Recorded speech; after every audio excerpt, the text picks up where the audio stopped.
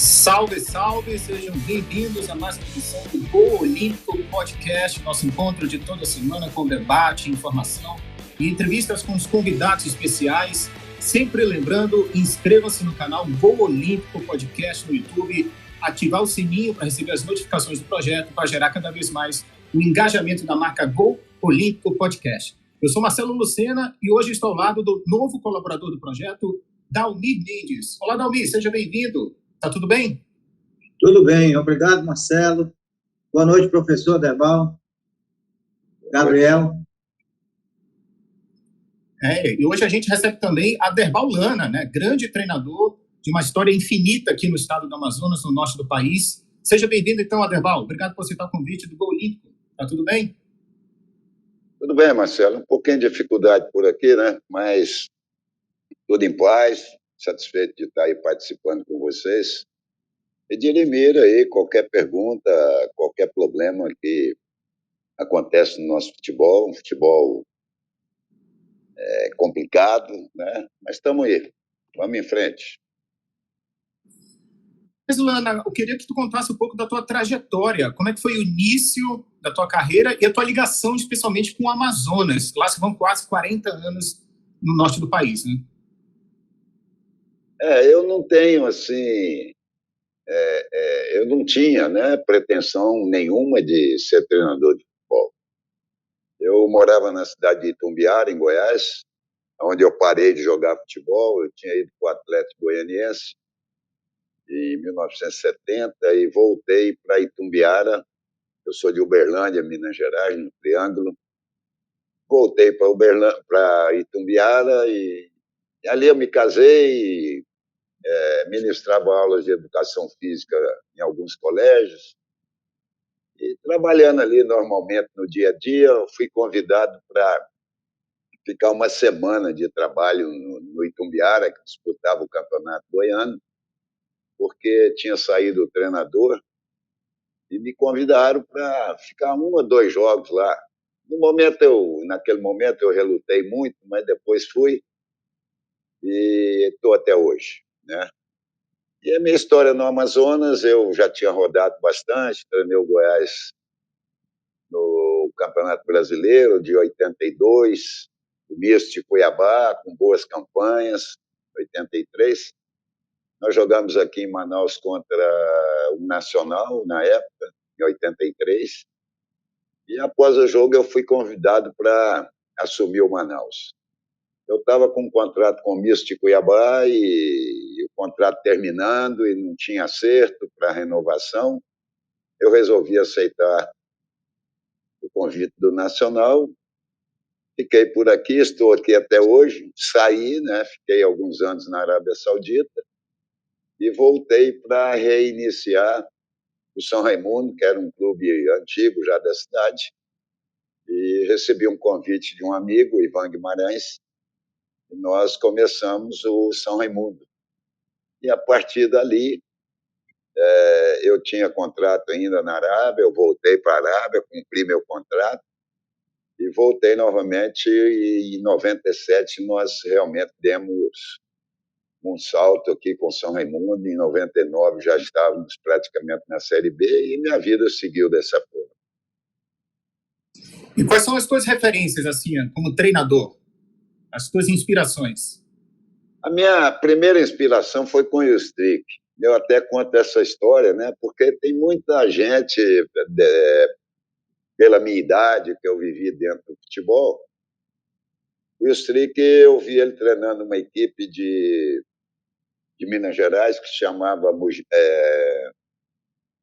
me fugiu o nome aqui agora, mas ele era um treinador dessa equipe, era uma equipe ali perto de Belo Horizonte, e eu fui no campo com meu pai era um ex-jogador, e ele sempre me levava ao estádio, e aquele homem, né, era um cara grande, forte, e ele ficou, o Siderúrgica chamava a equipe, ele ficou assim perto de mim, no alambrado, e eu via ele gritando e tal, e o Siderúrgica me parece que até foi campeão aquele ano, era uma boa equipe. Depois ele foi para o Flamengo e eu fui o seguindo, né? E na sequência o João Saldanha. Eu acho que foi um dos maiores treinadores que deu assim um novo salto no nosso futebol, porque ele falou algumas coisas, ele falava algumas coisas que o nosso futebol precisava ouvir, e hoje nós estamos voltando àquela época, né? Alguém precisa ouvir alguma coisa para que o nosso futebol melhore. E foi isso, cara. A minha vida foi essa. Fui seguindo esses dois caras que morreram cedo, né? E eu dei prosseguimento na minha carreira aqui em Manaus, fiquei por aqui.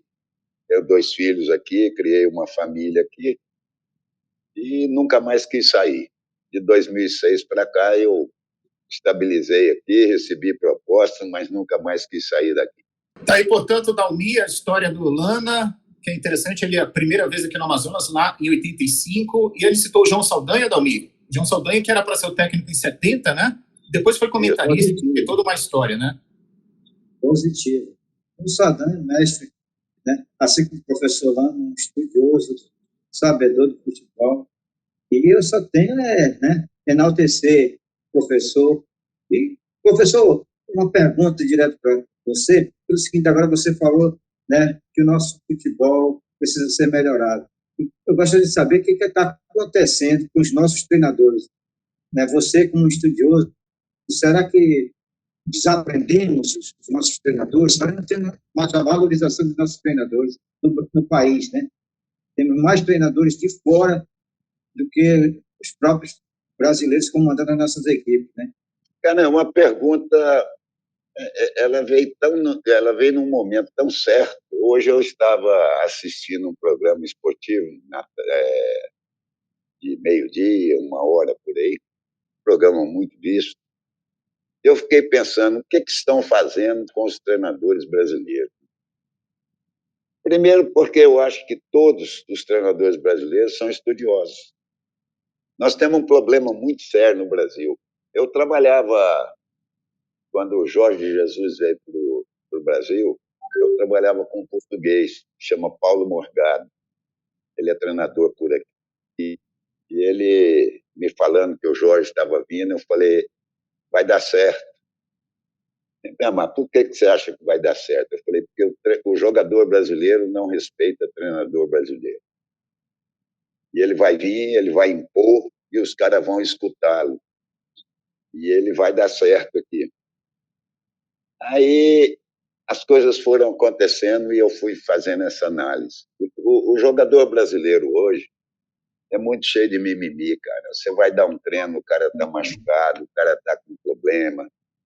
Vamos começar pelos jogos que nós assistimos aqui no Brasil e os jogos que nós assistimos da Liga Inglesa, da Liga Espanhola. Você não vê a maca entrar dentro de campo, cara. Aqui no Brasil, o goleiro faz uma defesa boa, fica deitado 5, 6 minutos dentro do gramado, segurando o jogo, cheio de mimimi.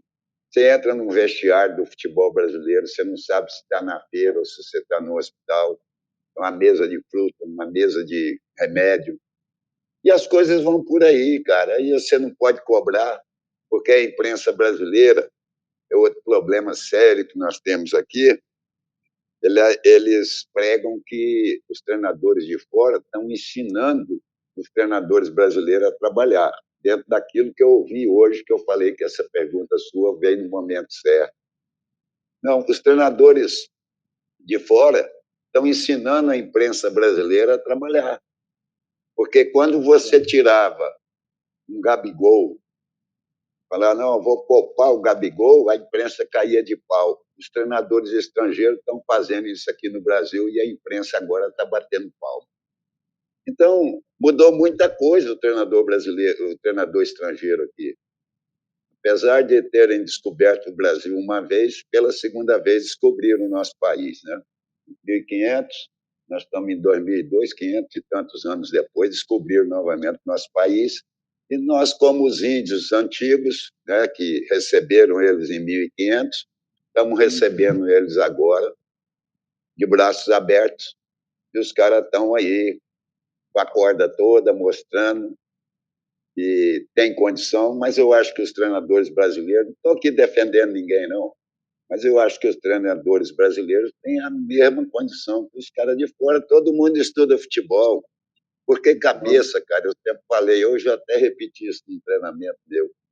Cabeça não foi para usar chapéu nem carregar piolho, não. Foi feito para pensar. E nós estamos pensando, cara, nós estamos estudando.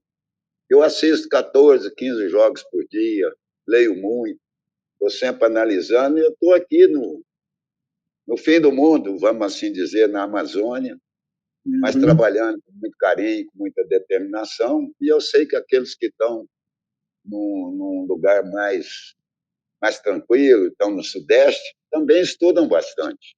Mas, infelizmente, o brasileiro tem aquela dentro dele, ele não acredita nele. O brasileiro não acredita no brasileiro. Mas é a vida que segue, né, cara? E vamos em frente. Verdade. É uma aula de cultura, né, Dalmi? Impressionante também. A Com Luana certeza. não só conhece dentro das quatro linhas, mas é uma aula de história. Aliás, Luana, o que tu acha, assim, o que é necessário para ser um bom treinador, além do estudo? É uma personalidade forte, tem que ser estrategista? O que difere, assim, para ser um treinador excepcional hoje? Antigamente, você se tornava treinador com muita facilidade, porque o futebol não tinha as nuances que tem hoje, táticas, né? Você jogava ponta direita, ponta esquerda, centroavante. Eu me lembro da escalação do Flamengo, tricampeão carioca de 53, que quando o Flamengo perde, eu bato palma, cara. Eu sou o maior torcedor contra o Flamengo. Não que eu não goste do time, eu torço para o Flamengo perder. Porque eu passei muita raiva quando eu era garoto, eu passei muita raiva, cara. Eu chegava da escola doido para almoçar e jogar uma bola. E meu pai era sapateiro e ele era o único cara que arrumava bola na cidade, né? Costurava e tal. Aí ele me punha costurar bola depois do almoço e tal, e eu louco por uma pelada. E ele tinha um quadro do Flamengo assim, que ficava na sapataria dele.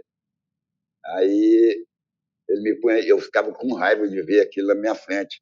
Então, só para você ter uma ideia por que eu voltei um pouquinho atrás, a escalação do Flamengo de 1953. Olha como é que se falavam. Garcia, que era o goleiro, Tomires e Pavão. Marinho, Dequim e Jordão. Joel, Rubens, Índio, Benítez, Esquerdinha. Tá vendo como é que era? 5 jogadores no ataque, cara. Então, o futebol foi desenvolvendo e alguns viraram treinador ali no início, mas hoje não, cara. Hoje tem muito curso da CBF, eu também não sou muito a favor de muito curso, não, porque teoricamente o futebol ele é muito bom, ele é muito desenvolvido, mas ali dentro você tem que enxergar, tem que ter leitura de jogo, tem que saber mudar um esquema de jogo, um modelo de jogo dentro de campo, sem mudar, às vezes, um atleta ou dois, né? Você tem que ter determinadas saídas dentro do seu sistema tático. Isso inclui muito estudo, muita determinação. E não é estudo de livros, de ver só jogos, não. Estudo daquilo que você tem na mão, das características que você tem em mãos. Mas, assim, os cursos da CBF, eles não estão dentro, assim, do padrão para excelência? Eu acredito que não é necessário, então, ter essa passagem no banco escolar da CBF, tipo uma faculdade, uma universidade, para ter essa excelência? Eu não diria que seria uma faculdade, mas eu diria que teria que ser um trabalho de campo bem extenso. Porque sentar num banco de escola, você vai aprender muita teoria. A didática de ensino, você vai aprender a abraçar o jogador, beijar o jogador, falar que ele é bom, falar que ele tem que se recuperar. Você vai fazer o lado emocional do jogador estar junto com você, para correr por você, que os caras pregam isso. O jogador corre para o treinador, não. O jogador corre para aquele escudo que ele carrega no peito, né? Então, eu acho que curso vale muito para isso. Mas eu acho que a extensão do curso teria que ser no dia a dia, a comissão da CBF levar os alunos num campo, ver um jogo, num estádio, ver um jogo, igual estou vendo aqui agora, Esporte Chapecoense, o Esporte até está ganhando de 1-0. Então, eu acho que tem que ser esse trabalho de campo. o trabalho que eu não vejo, né? Os caras vão para a Granja Comari, comem bem, levanta de manhã com aquele friozinho, todo mundo encapado, entra dentro do campo, tá, beleza. Aí vem um diploma de curso A e tal, o cara sai aí falando que é treinador. Né? Não, eu lembro muito do Renato Vocês me Gaúcho. desculpem, cara, vocês me Sim. desculpem aí, me desculpem os treinadores, porque eu já era para ter parado, né? Mas eu sempre fui um cara que falei o que sinto, cara, e eu estou falando a verdade. Isso é importante, a personalidade marcante no futebol, a que fez o sucesso aí ao longo da carreira, sem dúvida nenhuma. Essa colocação, Dalmi, me lembra muito o Renato Portaluppi, Gaúcho, que também não é muito chegado aos cursos da CBF, não, né? Concordo. Falar nisso até, eu vou formular uma outra pergunta aqui para o professor. Professor, você era mais dado ao diálogo ou vinha com uma certa, não diria imposição, um certo, né, uma situação que o jogador teria que ter mais um fechamento com você? Como é que era o seu relacionamento com os seus jogadores, em qualquer equipe que você passou, professor? Olha, eu tive bons e maus relacionamentos, né?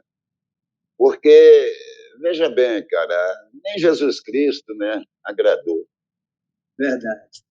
Morreu lá crucificado, né?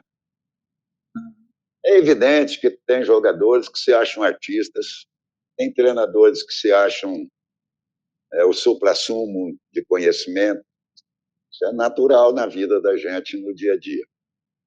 Mas eu sempre fui um cara assim um pouco duro, sabe? Um cara que buscou sempre a realidade. Não sou muito de dar volta em volta do toco, não. Eu vou muito para cima. Eu acho que 90%, eu vou lá em cima, hein? 90% das contusões que acontecem no futebol são fictícias. O cara tem um aniversário no domingo, na quarta-feira ele machuca, tem um estiramento. Como a dor é subjetiva, é o famoso Miguel. Posso o cartão, posso o terceiro cartão. Eu vou usar outros termos, né? Como a dor é subjetiva, não tem médico nenhum no mundo que vai dizer que o cara não está com dor, né? Aí o cara não joga, vem um problema, vem outro, e isso tem complicado bastante o futebol brasileiro, né? Você vê um Flamengo hoje, cara, o cara contratou 170 zagueiros, não tem nenhum para jogar, cara. Todo mundo machucado. Pô, que mundo é esse que nós estamos vivendo, cara? É muita coincidência machucar 5, 6 zagueiros de uma vez só. Pode ser que aconteça, né? Mas eu, dentro do futebol, não acredito, não. Lana, e como é que tu vê a questão empresarial, assim, a gestão dos clubes? Claro, aqui do Amazonas brasileiro de uma forma geral. Tu acha que os clubes administrados agora, no Brasil, está tendo uma virada de chave, assim, no comando, na cartolagem, os cartolas brasileiros? Não, não acredito, não. Eu acho que os clubes brasileiros estão virando... O futebol brasileiro está virando feira. Todo mundo chega aqui, compra um time. E outra coisa que tem que se olhar muito, cara, no nosso futebol, são esses sites de aposta. Tem muita gente aí assumindo clube. Vem lá de São Paulo, vem do Rio de Janeiro, assume um clube aqui no Norte, lá no Nordeste, e que eu vou fazer isso, vou fazer aquilo. Mas aí você vai ver o que acontece no dia a dia. Clubes aí que eram clubes tradicionais estão se acabando, estão sendo entregues, entendeu? Agora, como um Botafogo desse foi comprado, o cara chegou, injetou lá 500 milhões. Vem cá, 500, né? Por aí. Não sei se eu estou enganado. Mas eu pergunto para você, qual é o fundamento de um cara empregar um dinheiro desse num clube onde o jogador brasileiro, nós temos uma jurisprudência ou leis, como queiram. O jogador ganha 100 mil contos por mês, 200 mil reais por mês, ainda recebe fundo de garantia, 13º. Entendeu? É umas coisas que você não entende, porque os clubes estão quebrados, cara. Você vai para um estádio, dá uma renda aí de 100 mil reais, 54 mil é de despesa. Essas novas arenas agora que surgiram, Aqui no Amazonas estão quase que abandonadas, né? Estão passando uma tinta nas arquibancadas, você vai nos gramados, gramado tudo acabado, né? Mas a arquibancada tem uma tinta aqui, outra tinta ali. Então, o negócio está meio complicado. Tem diretores sérios. Eu estou dentro de um projeto, que não sei se você pesquisou ou sabe dele, porque eu já era para ter parado, né? Pela minha idade, mas eu estou com a saúde em dia, né? Estou dando conta ainda de pensar, não estou repetindo palavras, não estou esquecendo das coisas, estou estudando futebol todo dia porque eu gosto muito, analiso muito. Eu trabalho no Princesa há 2 anos e eu comecei um trabalho lá de buscar jogadores ali daquela região. Como vocês sabem, aqueles que estão nos assistindo não sabem, Manacapuru é uma cidade, tem 80 mil habitantes, nas margens do rio Amazonas, né? E nós temos várias comunidades aqui, não chama cidade, né? Chama comunidades, aquelas pequenas cidades ali no interior. E eu comecei a pesquisar jogador dali, e em 2021 nós chegamos à semifinal do Campeonato Amazonense. Esse ano nós chegamos no vice-campeonato, disputamos com Manaus, mas a discrepância era muito grande a nível financeiro, a nível de investimento. Ficamos com o vice-campeonato. Mas um trabalho assim, bem feito, com cuidado. E eu conheci um diretor que é um ser super sério, que faz futebol com seriedade, e a coisa cresceu. Se o nosso futebol tiver seriedade, dentro dessa pergunta que você me fez, eu rodeei muitas coisas, ele vai longe. Eu acho que tem algumas pessoas com seriedade, mas aqui no Amazonas está difícil. O diretor em questão é o Rafael Madi, né? Rafael Madi. Madi, né? É um empresário na cidade que não precisa de futebol, mas que está ali junto no dia a dia, fazendo as coisas acontecerem, e os projetos vão continuar, né? Eu estou aqui no São Raimundo hoje, eu praticamente estou aqui emprestado, né? Porque foi uma equipe que eu cheguei longe com ela e vivia sempre aquele clamor, volte, volte, volte. No momento ruim do São Raimundo agora, caindo para a Série B do campeonato estadual aqui, mas tinha uma vaga na Série D.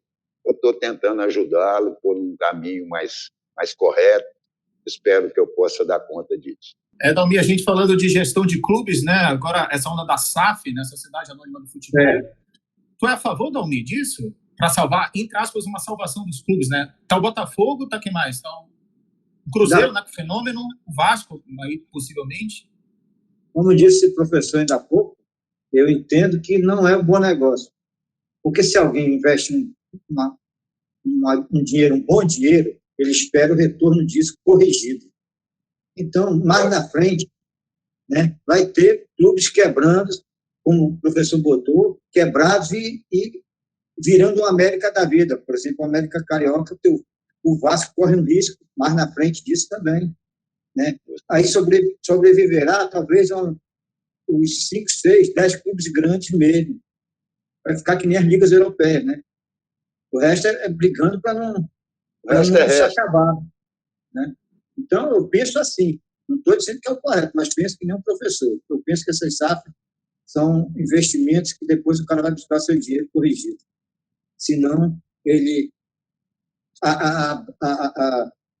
toda o que pertence ao clube, um Cruzeiro da vida, uma Toca da Raposa deve fazer parte do... Né, hoje em dia, do que foi comprado pela SAF do Manaus. Né? Então, mais na frente não terá mais direito a nada. E até os jogadores comprados por essa tal SAF não serão do clube, serão deles e pronto. Então, quebraremos com certeza, como disse o Ademar Paulano. Na frente, corremos o risco de quebrarmos o nosso futebol. Entendo assim. Eu queria também entrar num assunto aqui na seara da base. Como é que é a visão do professor Lana quanto à base claro, no futebol amazonense, mas a base, por exemplo, da seleção brasileira, dos clubes brasileiros, o gerenciamento da base, as categorias de base. O que é mais importante, Lana? A formação do cidadão ou o título na base? Cara, eu acho que é mais importante em todo sentido, na base, no amador, no profissional, o cidadão. Porque quando você tem um cidadão na sua frente, a cabeça dele funciona, a inteligência é aflorada, você tem como conversar com esse cidadão, com esse atleta, ele entende melhor as coisas, entende melhor a situação tática da equipe, o problema que a equipe vive no momento. Eu acho que a formação do cidadão ela é mais importante porque o atleta vem depois do cidadão. Agora, nós temos um problema sério sobre base.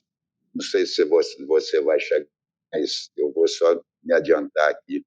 Claro. Você tem um presidente de federação no Amazonas que tem 32 anos que ele é presidente. Você vai no Acre, o cara tem 35 anos. Você vai em Roraima, o cara está há 42 anos. Você vai em Belém, agora que está fazendo uma mudança lá. Aí aqui no Amazonas, não vou falar dos outros estados mais. Você tem um trabalho de base aqui, vai começar agora, vai durar 3 meses. Aí você trabalha esses garotos. Terminou o campeonato, você vai ter um hiato de 1 ano. Só o ano que vem que vai ter outro campeonato de 3 meses. Então, há de se pensar sobre isso, né? Mas nós temos federações aí que funcionam só para falar que está funcionando, porque viver com a CBF hoje é uma condição nababesca, né? 70 pau por mês o presidente da federação recebe.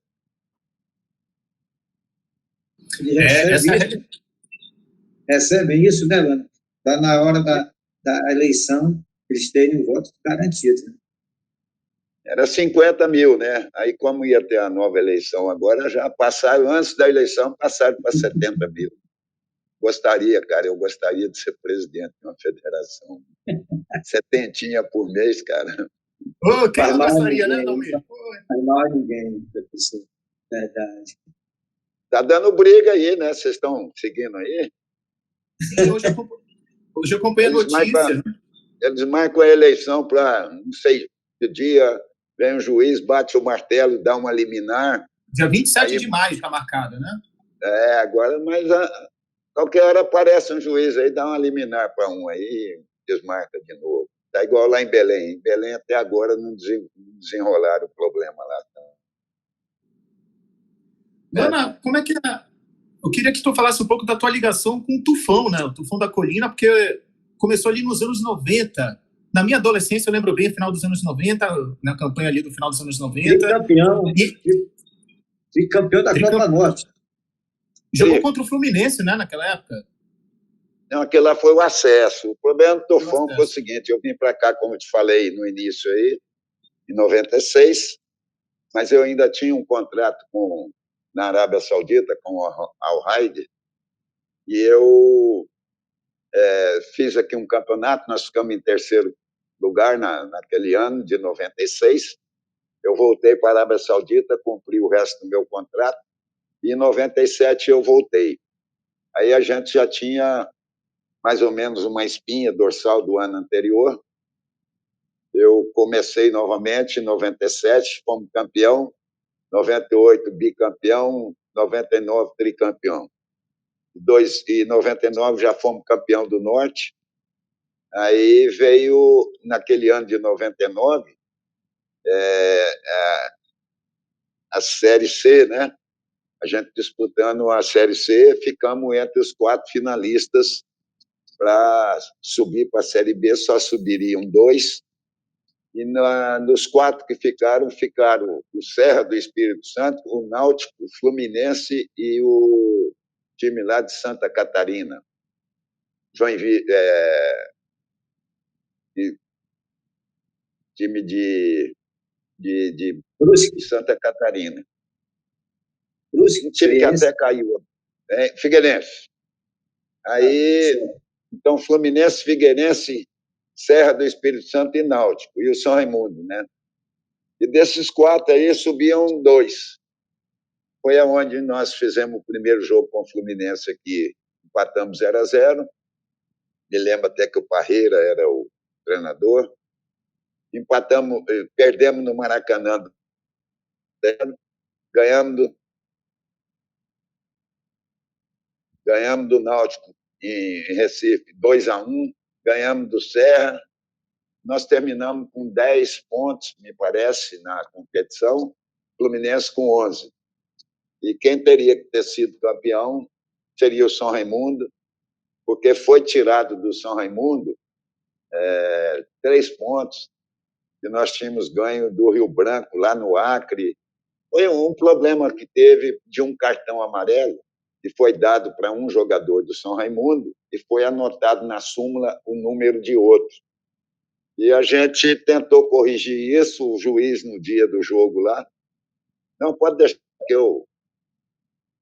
Mas pode contar que foi erro mesmo. E a gente continuou com aquele jogador, e no jogo contra o Fluminense que ele jogou, nós perdemos pontos do empate com o Fluminense, senão nós teríamos sido campeão da Série C e teria tido acesso, como tivemos, como segundo colocado, para a Série B.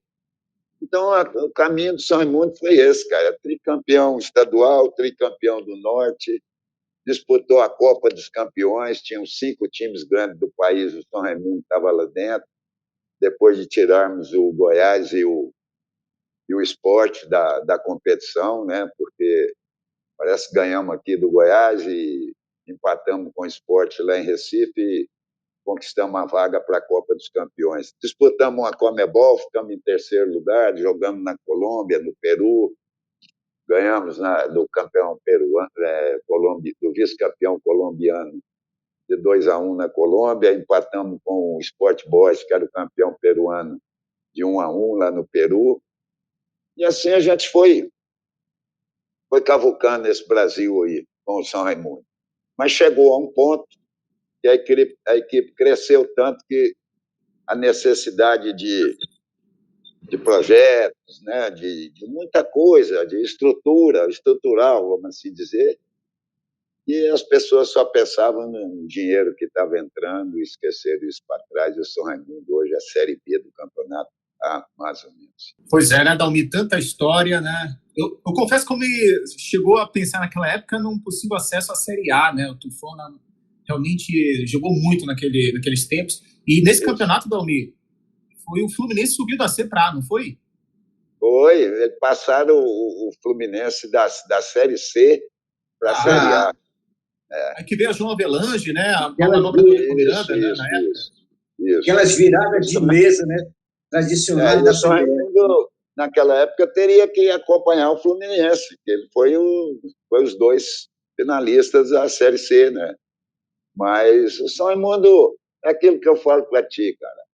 Nosso futebol não tem representatividade nenhuma. Você sai daqui, você vai jogar em São Paulo, os caras ficam perguntando se você levou flecha, se você levou arco, entendeu?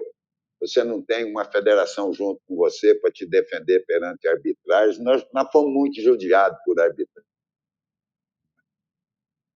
Foi fácil, não. E, Lano, existia, da sua parte, um projeto para dar prosseguimento com o São Raimundo? O que faltou? Faltou financeiro, apoio financeiro? O que faltou para você já pensar em desistir do seu projeto, não tocando São Raimundo, naquele período?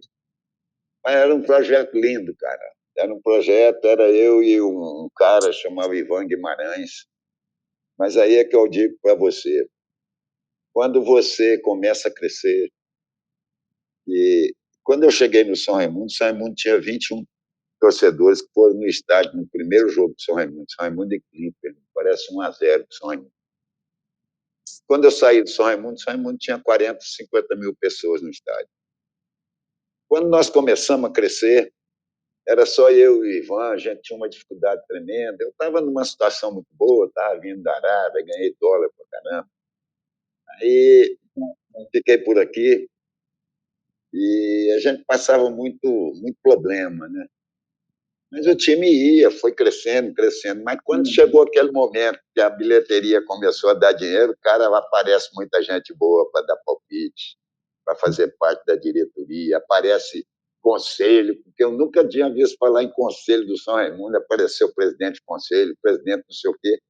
Infelizmente, o Ivan tinha feito um contrato de 10 anos, mas foi um contrato verbal, não tinha nada assinado. Os caras foram espremendo o Ivan, eu segurando as pontas, aí começaram a me espremer demais também, e eu sou o cara do estupim muito curto. E acabou que a gente foi para vias de fato lá com o presidente do conselho e tive que sair, né?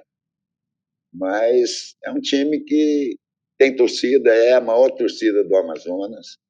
Se um dia o São Raimundo voltar a ter um... É a maior torcida do Amazonas? Olha, pode gerar polêmica, hein, Lana? Há controvérsias aí. Dizem que há controvérsias.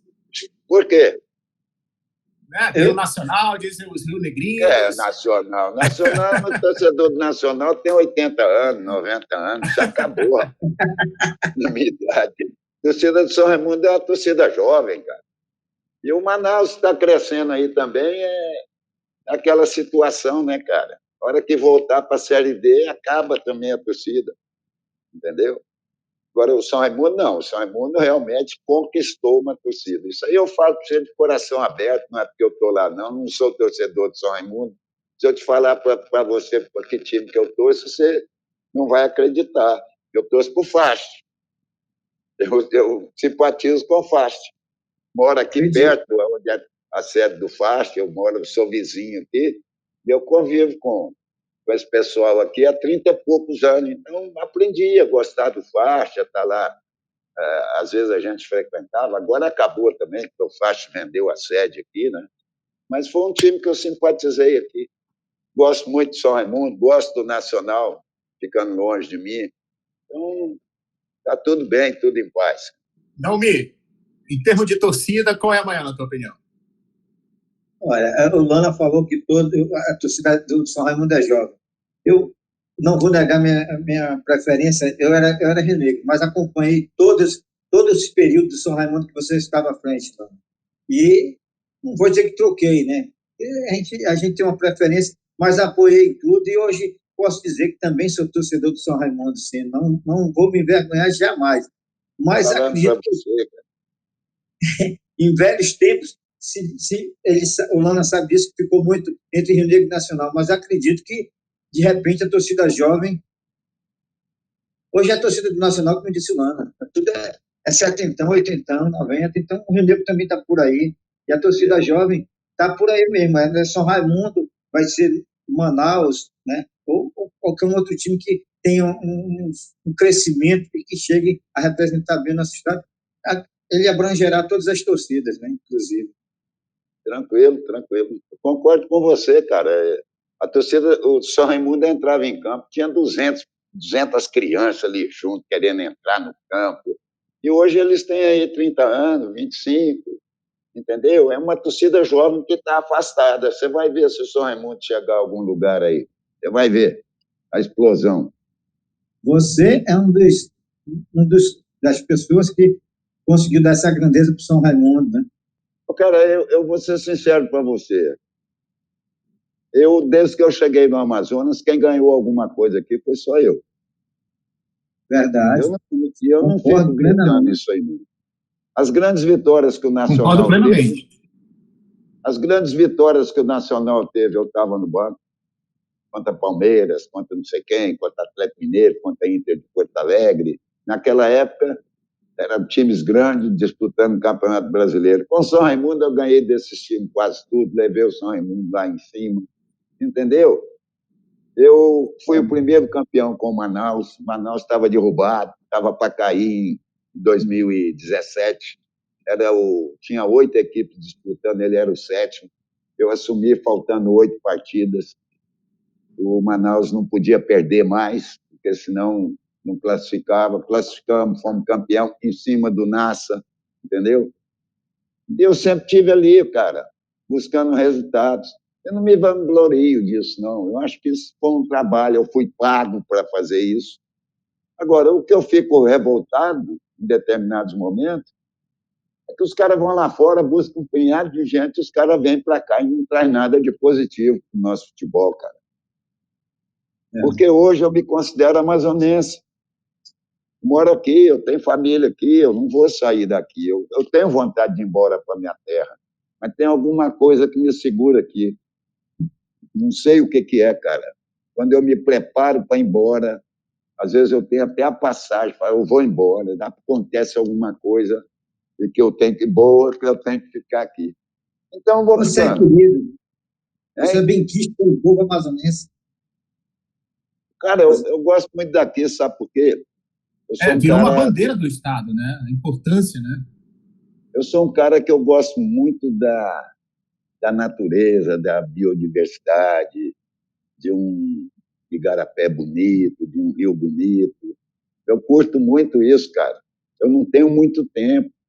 E quem viveu na Arábia Saudita, igual eu vivi, e você só anda na areia e em cima de cascalho, você chega numa Amazônia dessa aqui, isso aqui é o Eldorado do mundo, cara.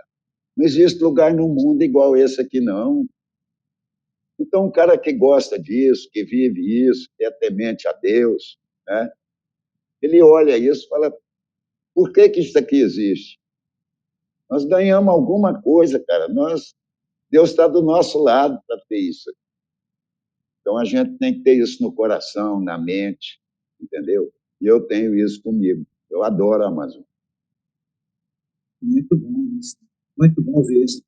E completando o que você falou, você conquistou a todos, não só pelos títulos. Você é um ser humano maravilhoso, você é uma habilidade, né? Você é um exemplo. E essa época aí eu acompanhei. Em 99, eu fui no jogo contra o Náutico, São Raimundo e Náutico, no antigo Vivaldo Lima, eu estava lá na fase final. E eu lembro também de um jogo marcante para mim, foi Copa do Brasil 2002 ou 2003, o jogo do século, São Raimundo e São Paulo do Kaká, São Paulo Futebol Clube. Eu fui também no jogo, acho que foi 2-0 aqui em Manaus, e lá no Morumbi foi 6, não foi isso? 6-0. 6-0, mas o São Raimundo jogou muito aqui, o São Paulo que vinha naquele ano também muito forte, com Kaká, Rogério Ceni. Aliás, eu fui no treino aqui do São Paulo no dia anterior, que era a mania das cacacetes, uma gritaria sem fim, e o estádio também estava lotado. Foi dado com a propaganda, foi o jogo do século, né? Isso. E outra coisa, cara, eu vi naquele jogo do São Paulo, eu vi uma aula de futebol de um time do norte do país, que chama São Raimundo. Foi aula, cara. Foi 2-0 e era para ser mais. Agora, lá no Morumbi, os caras sacanearam a gente, desculpa aí a expressão, puseram a gente num vestiário com um cadeado na porta, não deixaram a gente subir para aquecer no gramado, e foi uma pressão muito grande. Na saída da bola, esse Gaciba aí, que hoje fazia parte desse VAR aí, era o árbitro, houve um empurrão do Luiz Fabiano no Ademir em cima do Iuna, fizeram um gol irregular, ali desmontou a nossa equipe. Mas o São Paulo teve uma aula de futebol aqui. São Raimundo, eu digo para você, cara, não era porque eu sou o treinador, não. O São Raimundo dava aula de futebol. O São Raimundo era um time que jogava. Você pode pegar os vídeos antigos do São Raimundo. O São Raimundo, com 4, 5 toques, ele estava na área do adversário. Era um time altamente doutrinado dentro de um sistema, dentro de um modelo de jogo. Mas eu fico feliz, cara, de estar aqui com vocês, conversando sobre isso. Viver o passado não é muito bom, não. Mas, de vez em quando, faz uma massagem no seu ego, né? Mas esse aspecto de, entre aspas, sacanearam a gente lá no Morumbi, tu acha que tem muito a ver com ser um time do norte do Brasil ou não? Tranquilo, é o que eu falo para você, cara. Você pergunta o Manaus como é que é a viagem dele. Ele sai de casa, só ele, um diretor, e o treinador e o jogador. Você não tem uma federação te acompanhando, mostrando o que realmente é o futebol, entendeu? Assim, para chegar dentro de um estádio e chegar na arbitragem e falar, olha, eu sou o presidente da Federação Amazonense, te dá uma força, cara. Não tem, cara, é brincadeira, não. A gente sofre muito, e o Manaus deve estar sofrendo. Eu estou aqui, cara, brigando aqui, que eu estou pondo meu celular aqui para carregar aqui, que eu já estou... Aí, beleza. Hoje eu já tive um trabalho lá no Zamit, né? E a gente usa muito, porque o pessoal fica muito atrás. Tem um jogo importante aí no domingo, né? Contra o Amazonas. A imprensa fica muito em cima, a gente chega à noite, está meio desprotegido. Mas estamos lá, já está dando tudo certo aqui, tá beleza. Dalmi, e o que ficou marcado também nessa época do São Raimundo, eu achava muito bonito o uniforme, né? Ainda muito bonito, mas o patrocínio da loja HM, né? Ficou marcado realmente aquela época clássica, o patrocínio da HM. Você dá um tempinho aí para mim, só para me te mostrar um negócio? Claro. Essa época também ficou... Eu me iludi, Dalmi, nessa época, que eu achava que poderia ter o acesso, finalmente, o clube amazonense na Série A. Sinceramente, eu pensei série ali, cara, vai ter um amazonense na Série A, vai vir os grandes jogar com frequência aqui no Olha a camisa. Eu vou te mostrar porque eu tenho orgulho disso aqui, eu acho que todo amazonense tem. Essa aqui é a minha camisa de trabalho no São Raimundo, daquela época boa. Aqui, ó. Eu trabalho com ela hoje, eu guardei essa camisa. Tinha muita garra com ela, era a minha camisa da comissão técnica. Tem outra aí, mano? Eu compro essa daí, hein? Não, de jeito nenhum. Eu estou usando... quando eu assumi o São Raimundo agora, tem muito jogador assim já rodado, eu falei, olha, eu estou vindo com a camisa tricampeã do Norte. Entendeu? Para ver se a gente dá uma injeção. Já disse tudo, né? Então, eu fico feliz, porque nós fomos tricampeão do Norte, não foi em cima de ninguém, não, foi do Remo, do Paysandu. É bom demais ganhar de paraense, cara. Não é mentira, não. É verdade, verdade. E, Lana, tu lembra a escalação daquele time? Me lembro, assim, em parte, cara. Era Iuna, Marquinhos, Luiz Cláudio, Ademir, Iguara, Alberto Sidney, Zé Edivan, Luíca, Marcelo Araxá, Delmo, Niltinho. Quer dizer, eu falei mais de 11 aí, né? Mas eram os principais jogadores, né? Eu falei aí. Mas dentro de um posicionamento. Por exemplo, eu falo isso para as pessoas, porque as pessoas esquecem muito. Eu, fora daqui, eu jogava com Marcelo Araxá e Niltinho, por dentro. Niltinho mais de centroavante, o Delmo e o Araxá vindo como segundo atacante por dentro. Jogava, às vezes, com o Luíca aberto na direita. O Delmo eu não aproveitava muito fora. Certo? O Delmo era um jogador mais dentro de casa. Aqui ele fazia chover. Não que ele não fizesse lá fora, mas pelo sistema, pelo modelo de jogo, eu usava o Niltinho e o Araxá, porque eu vejo o Palmeiras jogar hoje, eu jogava muito assim. E era um sistema de contra... O esquema parecido com o do Abel Ferreira, assim. O Abel está te copiando ali, está parecido. Mesma coisa, ele me copiou. Porque eu posso falar isso, porque... Abel Ferreira copiou. Assistiu teus vídeos, né, Débora? Eu jogava muito assim, igual ele joga com o Rony, né? Porque não entenderam ainda o esquema dele, os caras ficam acompanhando o Rony fica abrindo espaço para nego vir de trás, entendeu? Porque o Rony é muito rápido, então ele é o último homem de frente. Aí vem de trás aqueles meias dele, que são meias bons, né? Rafael Veiga, aí vem o Dudu aberto por um lado, mas sempre fazendo a diagonal para dentro. Aí o Abel pega o Rony e põe ele cair para os lados com aquela loucura dele, que ele é muito veloz, ele vai abrindo espaço e os caras vêm de trás e está só ensacando. Né? Eu fazia muito isso com o Niltinho. Uma vez, cara, no futebol, você não pode falar que você é melhor do que ninguém. Mas o Tite saiu do Corinthians e foi para a Europa fazer um curso lá com não sei com quem lá. Aí ele chegou aqui no Brasil, eu acho também que é um excelente treinador, e montou um sistema 4-1-4-1, e numa entrevista dele, não, eu estou trazendo esse sistema, que é uma modernidade e tal. Isso eu usava 20 anos atrás, cara, 4-1, 4-1, entendeu? Dentro disso aí que eu estou te falando. O Abel usa diferente um pouco, ele usa com 4-2-3-1, né? Mas é praticamente um 4-1, 4-1, porque você libera um volante, um segundo volante para acompanhar mais por dentro. Aí, cara, eu ficava olhando aquilo, eu tinha um volante aqui que chamava Isaac, e até hoje eu não vi no futebol brasileiro jogar o que aquele rapaz jogava. Ele foi da escolinha do Botafogo, foi sub-20 no Botafogo, e eu vi esse rapaz jogar lá em Goiás, e quando eu vim para Manaus, o São Raimundo começou a se fortalecer, eu trouxe ele para cá. Esse cara não precisava de segundo volante com ele. Você podia pôr 2 meias e falar, Isaac, toma conta aí da frente da zaga e das costas do seu meio-campo, do nosso meio-campo. O cara que jogava, sabia trabalhar a bola. Agora, para você montar isso, tem que ter atletas que são condicionados mentalmente, que são inteligentes, né?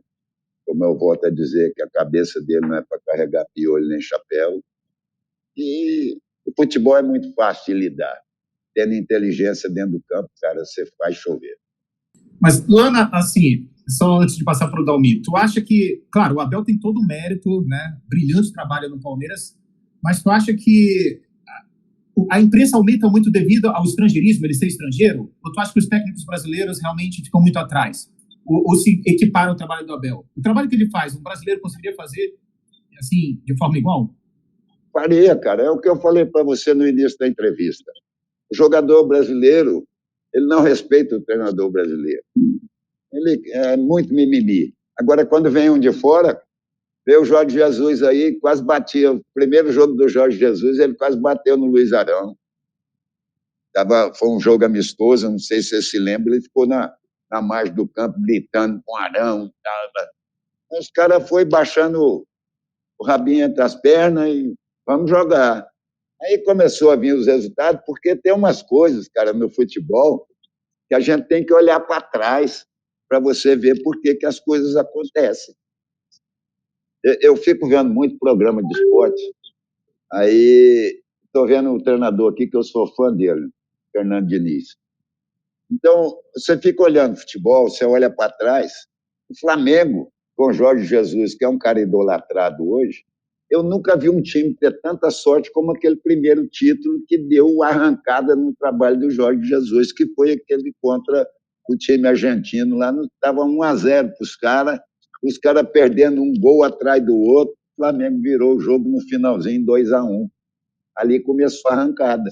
Não que o Flamengo se jogou bem, foi o melhor time do que o time do Galhardo. Não foi, cara. A gente viu, mas o Flamengo ganhou, foi campeão da América, o trabalho dele foi fluindo, o torcedor agarrou com ele, a força do pensamento positivo vai dando certo, os fluidos positivos vai dando certo. Futebol tem isso, cara. Fluidos positivos, aquele pensar que vai dar certo e as coisas, está todo mundo do lado, abraçado, vai dar certo, dá certo. Agora, eu acho que os treinadores, tem muito treinador brasileiro aí, esse Fernando Diniz, para mim, ele é um dos grandes treinadores brasileiros e os caras ficam batendo no cara. O cara só treina time que não tem condição, é Fluminense, foi para o Santos, não tem condição, não vai ter trabalho. Agora, você pega o Flamengo na época do Jorge Jesus, você tinha o melhor time da América do Sul, cara. Você tinha Gabigol, que também começou a crescer naquele momento. O Flamengo, depois que perdeu um jogador, perdeu toda a estabilidade.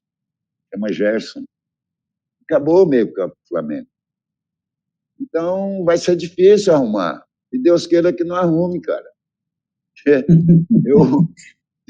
Eu fico feliz quando o Flamengo... Você não faça isso, né? Então, eu lembro sempre do Renato Gaúcho, que falava que com 200 milhões era fácil, mas no Flamengo não conseguiu fazer o que Jesus fez, não, né? O Renato deu azar justamente por isso, porque ele é jogador de futebol ainda, ele não é treinador. O Renato vive... Mas ele tem o título de Libertadores, hein, com o Grêmio também. Ele como treinador. Tranquilo, eu concordo com você. Eu não digo que ele é ruim, mau treinador. Eu digo que, da forma que ele vive, o jogador tira onda, né, cara? O cara tá lá na praia jogando futebol, tomando um negocinho dele, e tem treino. Não, hoje tem treino, não, vamos pro futebol. Isso aí não funciona no futebol, não, cara.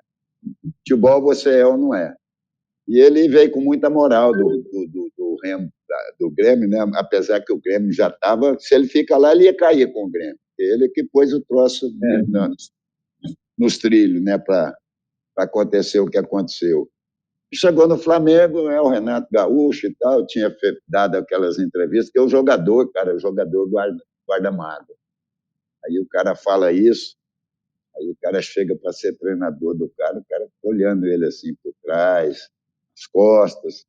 Futebol, cara, vocês que vivem fora do futebol, vocês não vivem o bastidor, cara, é um ambiente complicado, complicado. A trairagem que você não sabe o tamanho. Não, uma pequena. Eu queria saber a sua opinião. Eu acredito que um treinador sempre me chamou muita atenção, pegou até num Botafogo, ele pegou um time e eu consegui ver dinâmica de jogo. Um Cuca, né? Campeão pelo Atlético Mineiro também. Eu acredito que o Cuca seria um grande treinador. O problema é que ele, às vezes, o projeto dele parece ser de um ano, dois, e aí ele não dá sequência, ele descansa, talvez por causa da família mesmo, como ele relata. O que você tem a dizer sobre o Cuca? Você é um treinador também experiente, ou Eu discorda acho da que minha opinião? eu acho que essa saída do Atlético foi uma coisa maquinada. Eu acho que ele é o próximo treinador da seleção. Ele saiu do Tomara. Atlético porque o Tite vai sair mesmo, já falou. E a saída do Cuca do Atlético, eu acho que foi uma coisa para ele estudar, analisar mais o futebol, fazer algumas avaliações, mas eu acho que é o próximo treinador da seleção brasileira, porque eles falam em Abel, o Abel não vai assumir, o Abel eu acho que ainda não tem cacife para assumir a seleção, é um cara muito novo ainda dentro do futebol como treinador, apesar que na vida não existe idade para se conseguir as coisas, mas você trabalhar com jogadores com Neymar da vida, não precisa de um cara mais rodado, né? Eu acredito que o Cuca deve ser o próximo treinador nosso. Essa saída dele do Atlético, ela foi assim, a gente não entende muito bem, né? Mas eu estou vendo aí os caras falar em Guardiola, não está vindo nunca para cá. O que pode ficar aqui, o que pode pegar aqui, que ele chora para vir para cá hoje é o Jorge Jesus, porque na Europa ele é um treinador comum, né? Não é um treinador de ponta, e vai ficar por ali mesmo, na Turquia, na Grécia, não sai mais do que esses 2 países, 3 países ali. E o que pode vir para o Brasil, por força da torcida flamenguista, é o Jorge Jesus. Mas eu acho que o Cuca será o próximo treinador da seleção. Uma boa pedida, né? Penso que uma boa pedida. Eu penso assim, eu entendo assim. Eu entendo que é uma boa pedida. Eu sempre gostei do trabalho do Cuca, assim como você, Verbal. Eu via você só de repente não teve a sorte de estar em certos lugares para pegar grandes equipes, mas você é um cara que trabalha taticamente perfeito. Eu gosto de ver o futebol tecnicamente é bonito, mas também tem que ter tática, né? E você armava grandes equipes, como eu penso que o Cuca também arma grandes equipes. Porque, cara, a melhor coisa que tem no mundo é você jogar contra treinador de nome, cara, e contra time grande. Contra time grande, você sabe aonde estão os pontos fortes, você vai lá e mata. Aqui, matou ali, eu sei que para o jogo. Agora, quando você pega um time do nível do seu, você não sabe se o cara vai dominar a bola no peito ou vai deixar passar. Rapaz, é complicado. O posicionamento, você se perde às vezes, né? Porque agora, quando você pega um Flamengo, um Grêmio, um Palmeiras, você sabe o que você vai fazer. Olha, Não deixa o Gabigol cair para a direita, porque ele começa o jogo, é ali. Não deixa o fulano entrar por aqui, que o jogo... Então é muito fácil trabalhar contra treinadores que realmente você sabe que conhece a coisa, que tem um modelo de jogo. Agora, cara, quando você pega uns campeonatos estaduais, é difícil. Você não sabe a característica dos treinadores, né? Tem bons treinadores também nas equipes menores, mas você não sabe a característica dele, você não teve tempo de estudar, você se enrola também, cara. Então, por isso que eu acho que nós temos bons treinadores, eu enfrentei bons treinadores, o Cuca, né? Parreira, eu tive a oportunidade de muitas vezes enfrentá-lo, era um cara que realmente conhecia o futebol, o próprio Luxemburgo também, né? Muito criticado às vezes, mas é o maior ganhador do futebol brasileiro. Eu acho que ainda tem muita lenha para queimar. E futebol é isso, cara. O futebol, infelizmente, é como na vida da gente. É vitória. Acima de tudo, é resultado, né? A vitória tem que estar ali a todo momento. É pressão, né? A pressão está andando lado a lado. Essa questão do calendário, Lana, o que tu acha do calendário do futebol brasileiro? No caso, para o São Raimundo agora resta a Série D, né? Ou tem mais competições ao longo do ano? Somente a Série D. Mas o que tu acha do calendário do futebol brasileiro de uma forma geral? Tem que diminuir os estaduais, diminuir as datas, o Campeonato Brasileiro tem que alargar mais, tem que diminuir, encaixar as Copas. Esse ano é o ano de Copa do Mundo, que vai terminar tudo mais cedo. Qual seria a solução para o calendário do futebol brasileiro? Aliás, que é um tema que o Abel Ferreira fala muito nas entrevistas, né? Ele sempre bate nessa tecla, reclama do calendário do futebol brasileiro, um intervalo entre os jogos. Isso aí ele reclama agora, mas antes de assinar o contrato ele sabia que seria assim, mas ele queria vir para um país onde ia dar notoriedade para ele, né? Assumiu o Palmeiras, uma equipe altamente funcional, ou seja, estruturalmente falando e financeiramente falando. Então ele está no céu, ele está no paraíso, ele tinha que ficar calado e pôr o time dele para jogar. Ele deve estar ganhando hoje 2 milhões, 2 milhões e meio por mês, né? Já sabia como seria. Agora, eu sou um cara que eu sou fã da NBA, não do basquete, mas da forma que é feito o campeonato. É um campeonato que você tem a Conferência Oeste, a Conferência Leste, a Conferência do Centro. Por exemplo, eu acho que o Brasil é um país de dimensões que são poucos no mundo igual. Eu acho que nós somos o sexto em extensão, né? Então, é um país que você pode dizer que ele é um continente, então, de dimensões continentais.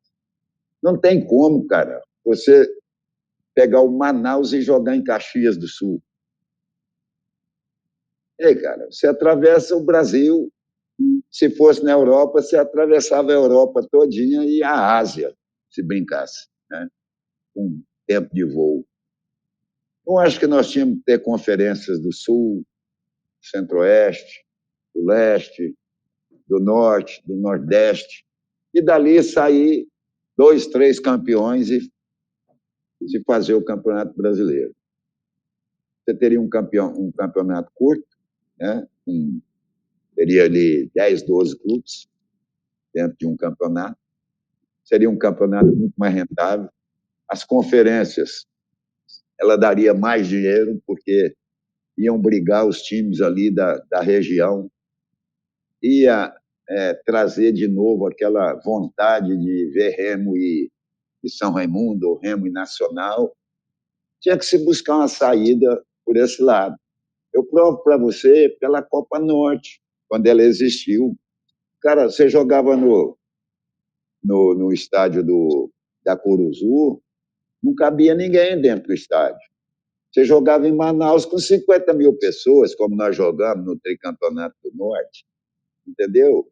Ia ter público, você ia ter animosidade nas redes sociais, nego xingando, falando, aquela briga, e nego ia para o campo.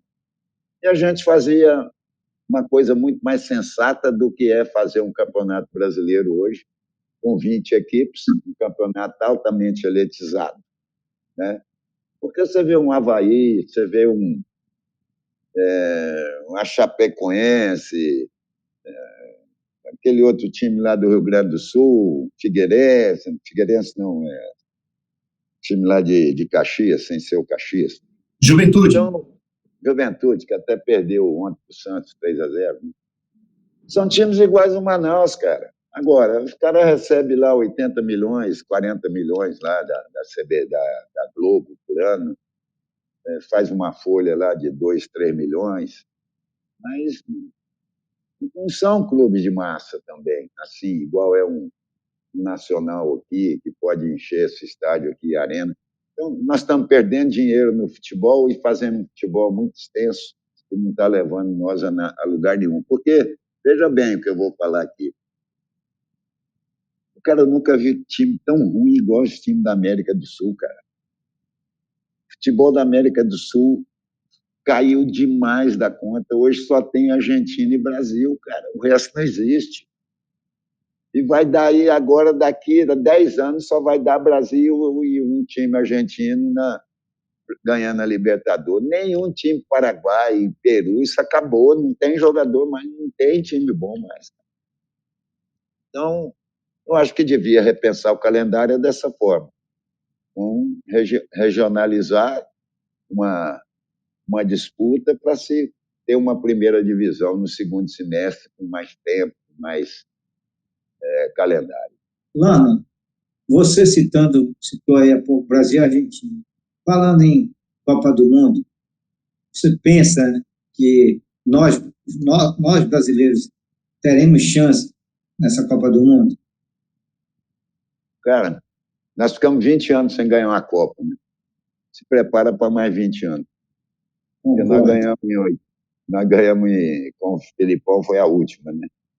Pode se preparar, 2000, cara. 2002. 2002. É isso, né?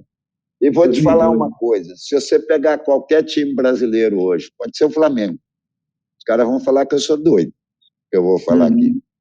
Você pode pegar o melhor time do futebol brasileiro, você levar ele para o futebol espanhol ou inglês, ele fica de 8º para baixo.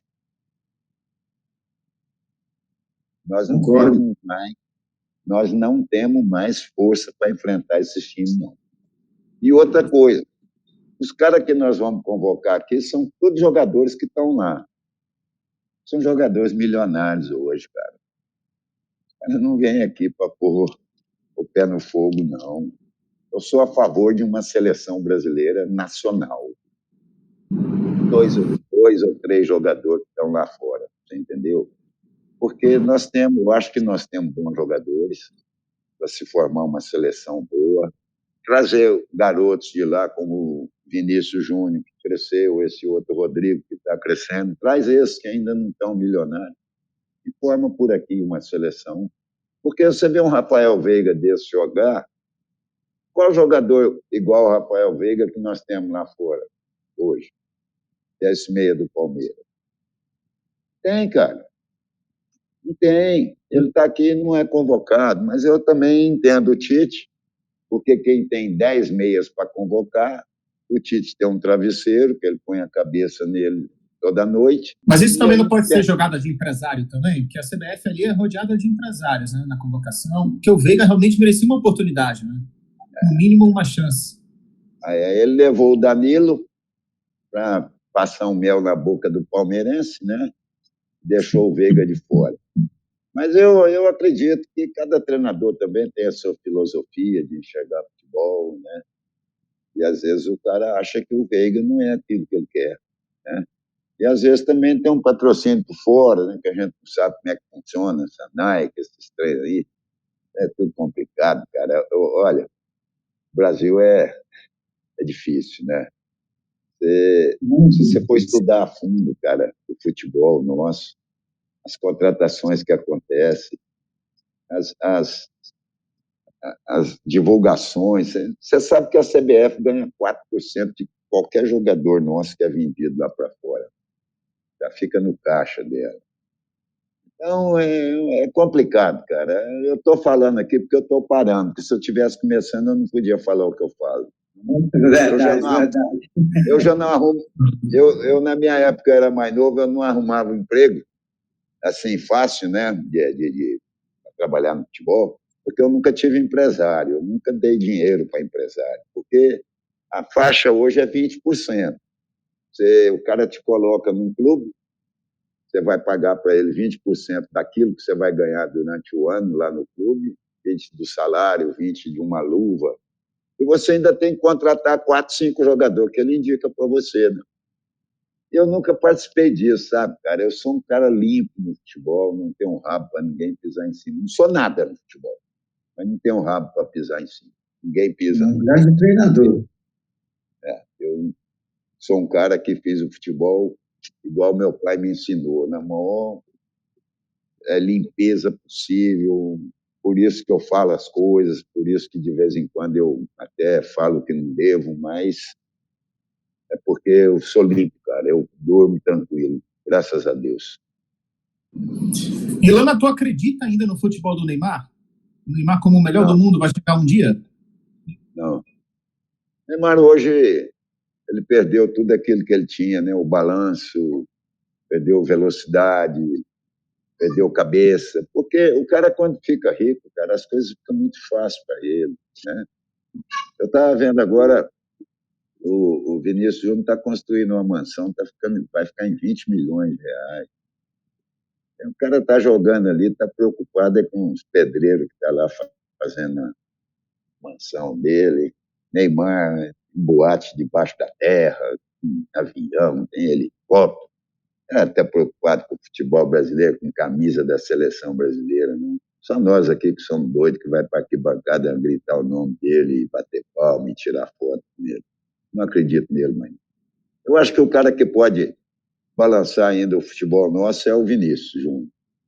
Certo? Ele encontrou um treinador, ele e o Rodrigo, cara. Eles deram muita sorte. Encontraram um treinador que apostou neles, que posicionou dentro de campo esses atletas e que está dando certo no Real Madrid. Né? Eu estava até vendo, o Vinícius Júnior vai sair de 3 milhões de euros por ano para 28 milhões de euros. É um novo contrato dele agora que vai dar quase 60 milhões por ano. É fácil não, meu. É muito dinheiro na parada. Deus queira que esse menino saiba o que ele faça da vida, não pega o caminho do Neymar. Assim, o Neymar é um menino do bem, mas pegou um caminho do artista, né? Aparece muito. E o jogador de futebol, eu acho que ele não pode ficar dando muito mole assim, igual o Neymar deu na vida dele, não, agora desses finais, desses últimos 3 anos. Perdeu a chance de ser o melhor do mundo, ia coroar a carreira dele, né? E não vai conseguir isso mais. Como você falou, né, Lana? É como você falou, né, Lana? Ele já está milionário, bilionário, se duvidar, né? Então ele não tem mais interesse na seleção.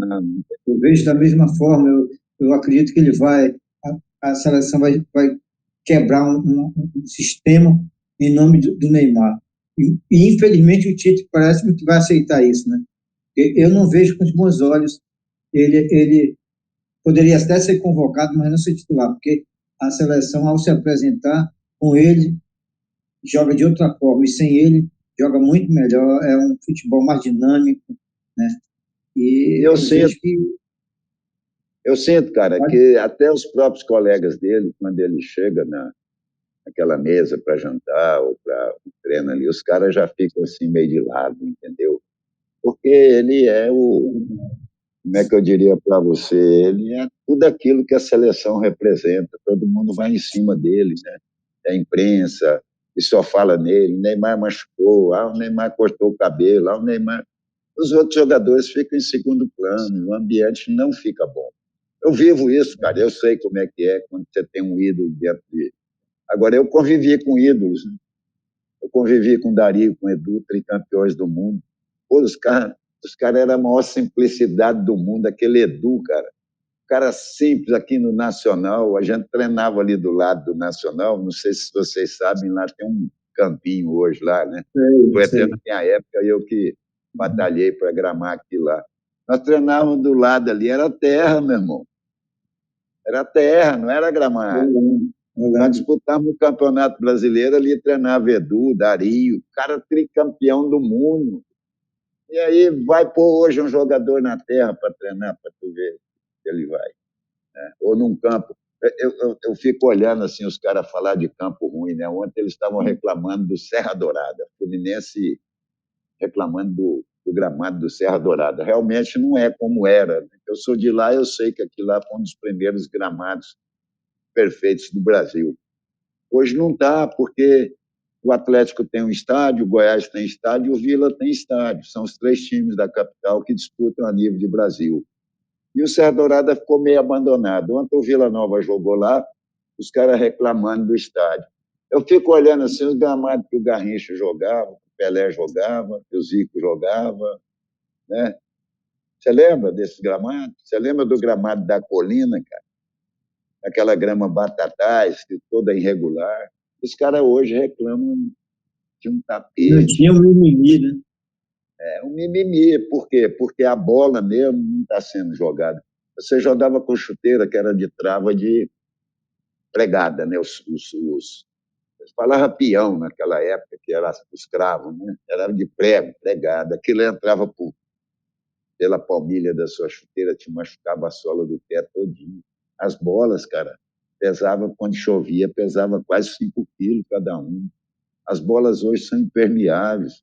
A chuteira hoje não pesa 100 gramas, um par de chuteira. Facilidade do uniforme dos caras, nem suor fica no uniforme, escorre tudo. Estão tudo preparado. O jogador tem hoje o que não se sonhava antigamente, entendeu? E, infelizmente, eu me lembro que a gente tinha 2 bolas para dar um treino. Hoje, cada jogador tem uma bola e não sabe chutar. Já viu bater falta aqui no Brasil? Quanto tempo eu tenho? Eu estou com saudade de ver um gol de falta. Cara. É verdade, a gente puxar pela memória, realmente hoje tu pega poucos batedores de falta. Antigamente tinha vários, né? A gente até perdia conta. Mas hoje não pode treinar. Tá chegando aqui Hoje não pode treinar falta. O fisiologista não deixa. Não, não viu ainda a reportagem sobre isso, não? Terminou o treino. Não. Terminou o treino, o cara tem que ir lá passar com o fisiologista e tal. O cara não pode treinar depois de bater falta, não, porque ele pode ter uma contusão. O fisioterapeuta e o fisiologista hoje são as pessoas que escalam o time de futebol. E antigamente o jogador ficava até no ITC, né? Colocava a barra ali, né? No poste, né? No ângulo, aí ficava batendo a falta para aperfeiçoar, né? A gente está chegando aqui à reta final do podcast. Dalmir, as considerações finais aí com o mestre Aderbal Lana. Que história, né? Uma aula aqui, né, de cultura, futebol, grandes histórias. Lana está eternizado no futebol amazonense, um ser humano de uma índole, não se pode, não tem nada que falar desse cidadão, é um ser humano do mundo, inclusive. Parabéns, Aderbal, pela linda carreira e a consolidação do seu trabalho na base do amor atualmente. Parabéns, meu amigo. Eu te agradeço. Agradecer a você também, Marcelo, pela oportunidade. Eu até não estava acreditando muito, não. Você tem me ligado, às vezes eu não tenho atendido, sabe? Mas é porque você montar um time hoje não é fácil, entendeu? Quando eu cheguei, os jogadores estavam todos contratados. A maioria não tinha trabalhado comigo, a minha forma de trabalhar é diferente, eu cobro muito, eu quero muita intensidade nos treinamentos e tem jogador que não é acostumado com isso. Né? Mas eu quero te agradecer a oportunidade, me põe à disposição a hora que você quiser, nós voltamos a conversar. Foi um prazer muito grande, cara, estar junto com vocês aí.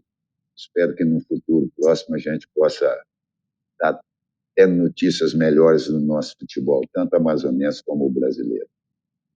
Se Deus quiser, com certeza teremos.